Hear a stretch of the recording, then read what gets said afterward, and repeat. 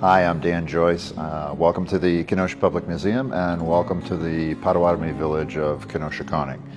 This is our recreation of 4 seasons of a village in Potawatomi culture, and it represents the village that was here at Kenosha and the village that Kenosha is named after. Kenosha Conning means where the pickerel live, or abiding place of the pickerel. And supposedly the pickerel, American pickerel, which was probably about a foot long at most, was abundant in these waters, and there were seasonal runs on them, and people would come from all over the area to take advantage of that. One of the ways they traveled around was by Birchbark Canoe. The Birchbark Canoe was one of 2 types of canoes. Of course, you have the dugout canoe where you have a hollowed out log, but the Birchbark Canoe is very, very different. It's something that's pretty amazing once you start learning about it.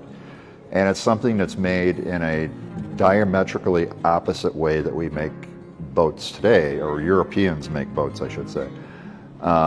Europeans will lay down a keel, which is the bottom part of the boat, the bottom center part, and then they'll lay the gunnels, which is the side walls, the side braces, and then they'll put all the sheathing on the outside. Well, when you build a Birchbark canoe, you don't do it that way. You start out in June or July gathering your birch bark. You have to find the right size tree.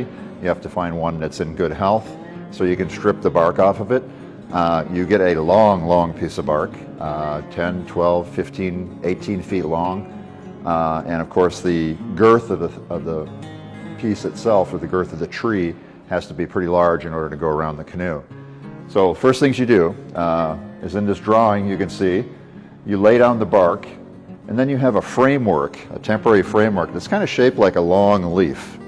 And you put that in the middle of it, weigh it down with rocks, and then you take these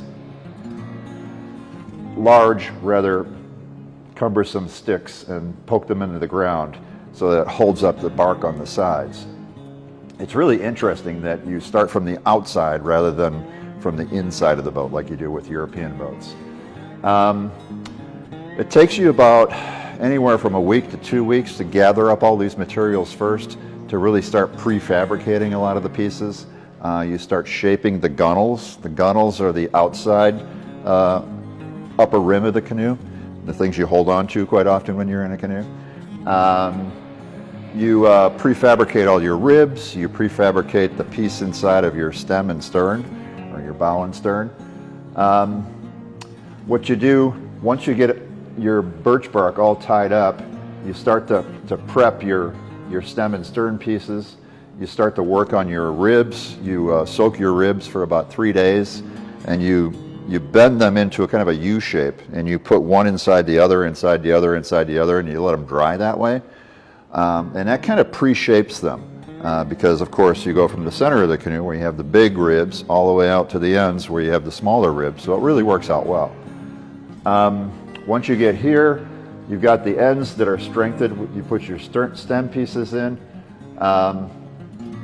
The inside, the gunnels are starting to be put on here, so you've got this top piece that you hold on to.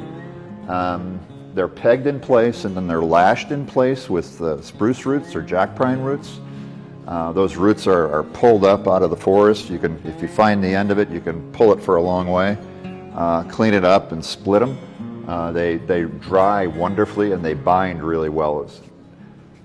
And then you've got the ribs measured. So you kind of put the ribs in there for temporarily, and the ribs are sticking up above the gunnels of the sideboards. So you kind of trim them shorter, get them about where you want them to be, and then you take them all out, and you lay the whole bottom from front to the back of the canoe with thin pieces of cedar going from end to end. And you do this in a series. There's probably 4 or 5 feet for each of these pieces. You cover the entire bottom. And you don't tack them in place, you don't hold them in place or anything, but what you do is you would start inserting the ribs again.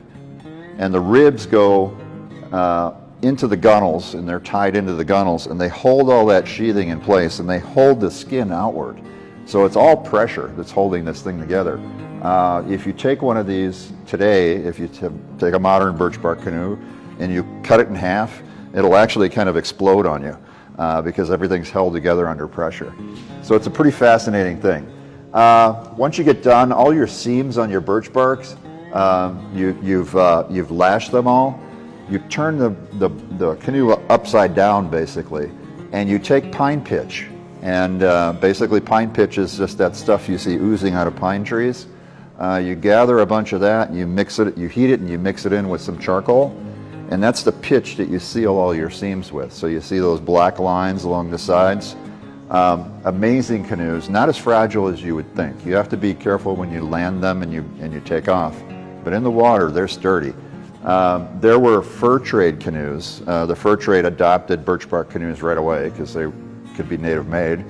There were fur trade canoes that were up to 36 feet long. They were the equivalent of a semi today. They were hauling trade goods out to the native villages and then hauling furs back to the Montreal and other places. This is a modern replica, like a lot of the hands-on things are. You can see that are out in the open. Obviously, we don't want the real thing out there. But this is a great Birchbark canoe. I've actually taken it out and paddled it myself during Rendezvous.